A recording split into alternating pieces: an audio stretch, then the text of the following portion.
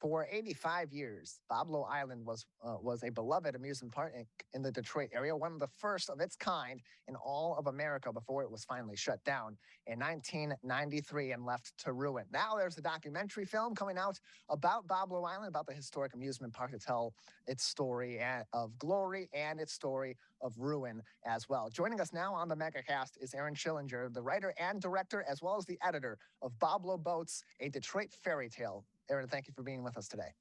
Yeah, great to be here. Thanks for having me. Appreciate having you on. So, Boblo Island, a beloved amusement park in the Detroit area and really in the state of Michigan for a very long time, 85 years before it shut down in 1993. So, for you, why tell this story right now? What about right now made this the perfect time to go through the process of making a documentary about Boblo Island and telling its story not only to Detroiters, but to people all over the world? Well, I first started the documentary in 2015, and the thing that drew me was I met a psychic who could talk to the boat. But the reason why I felt like it was really urgent to make the movie is because one of the two steamships, the St. Clair, one of the Boblo boats, it was in desperate need to find a new dock location. So that was the first thing we were helping out in 2015, was to try to um, find a place to move the boat, because otherwise it was going to be scrapped.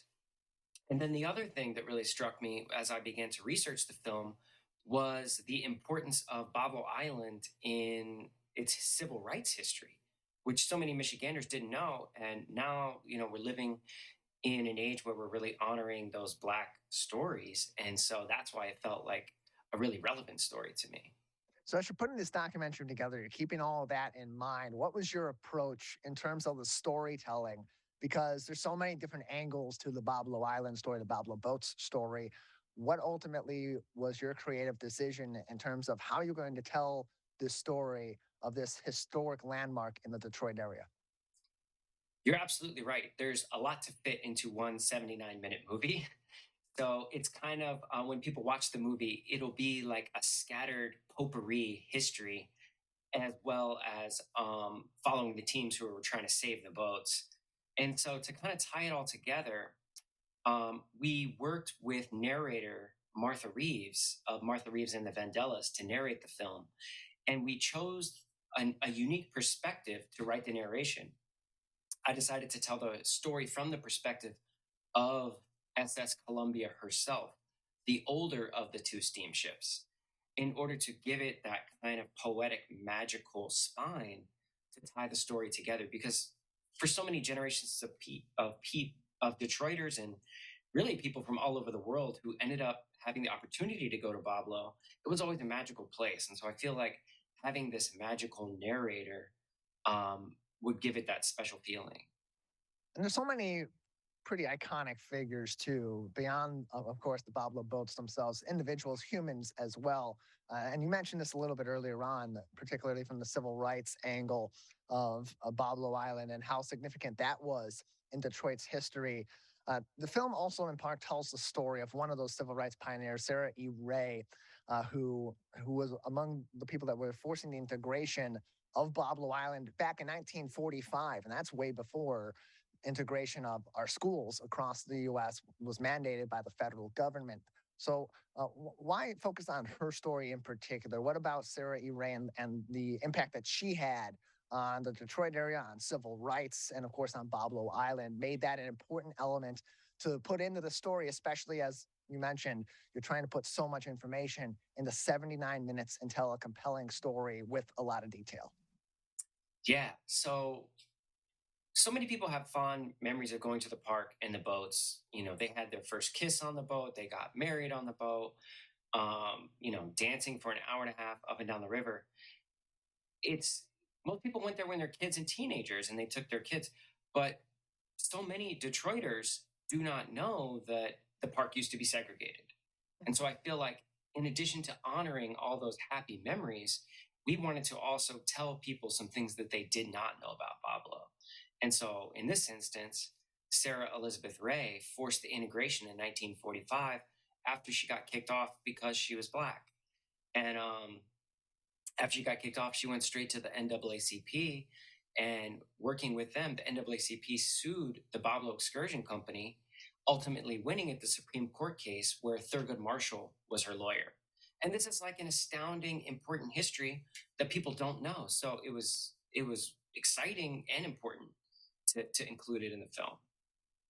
The film will begin screening in the Metro Detroit area later on this month, September 15th through the 21st, Royal Oak, Rochester Hills, the Imagine Palladium in Birmingham as well. And then later on this month, the 23rd through the 29th in Woodhaven and in Saginaw as well in the state of Michigan. Also in other places throughout the Midwest region, including in Wisconsin, Illinois, and Indiana. We're joined by Aaron Schillinger, writer, director, and editor of Boblo Boats, a Detroit Fairy Tale, joining us on today's edition of the Megacast. You can find more information on Boblo Boats, a Detroit Fairy Tale by visiting bobloboatsfilm.com, bobloboatsfilm.com for more information. In terms of this story, how does it translate to some of the lessons that we're actively learning right now in our society, and kind of mirror or directly correlates to our past in Detroit? Yeah, well, there's a Boblo Museum that's happening in Marine City right now. And it has lots of nostalgic items, including some props from the film.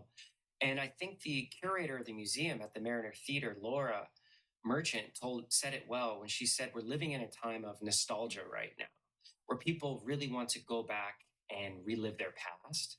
So, everything from fashions from the 80s coming back to the music kind of changing. And then people just like wanting to see memes about Fago and, the good times.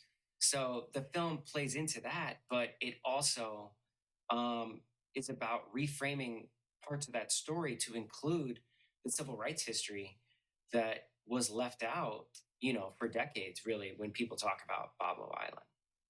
And there's actually another amusement park that the film goes into, Sugar Island, um, which was a formerly African American amusement park that was just like an incredible story that our researcher found when we were making the film. In terms of approaching Boblo Island's demise in the 90s, and the way that it came to its close, knowing that it's been closed for almost 30 years at this point, and there's really nothing too much you can get in terms of where it's at right now. Where do you how did you go about then collecting what you needed to piece this film together beyond just the content element of it and the storytelling element of it, but those physical images that people can see of what Boblo Island was and also what it became as it was neglected later on? So I took a lot of trips across the Ambassador Bridge and taking a car ferry from Amherstburg to Boblo to film what it looks like now, including, interviewing Canadians because it is a Canadian island. And then as far as the archival, that historic footage, we reached out to a lot of people for their home movies. And then in addition to that, the Detroit Historical Society had digitized 35 millimeter footage of original cameras, original commercial footage that they had shot on the island over the course of the decades. And they digitized that footage at a really high resolution. And so we were able to include that in our film. And it's exciting because when they used to broadcast these old Boblo commercials, it was on like a small television screen, even though it was filmed on larger format cameras. And so now we finished the film in 4K. So now people will be able to watch that footage at a higher resolution than they've ever seen it before. And be able to see it kind of from a whole different angle, some things maybe you missed in that nostalgia that will create some new nostalgia as well. We're joined by Aaron Schillinger. He is the writer, director, and editor of Boblo Boats, a Detroit Fairy Tale, joining us on the Megacast September 15th through the 21st here in Oakland County at Royal Oak in Rochester Hills at the Imagine Palladium in Birmingham, and more. Also locations later on in the month in places like Woodhaven, Saginaw, and more other locations throughout the Midwest, Wisconsin, Illinois, and Indiana as well. Again, more information as well as showtimes in your local area can be found on bobloboatsfilm.com, bobloboatsfilm.com for more information.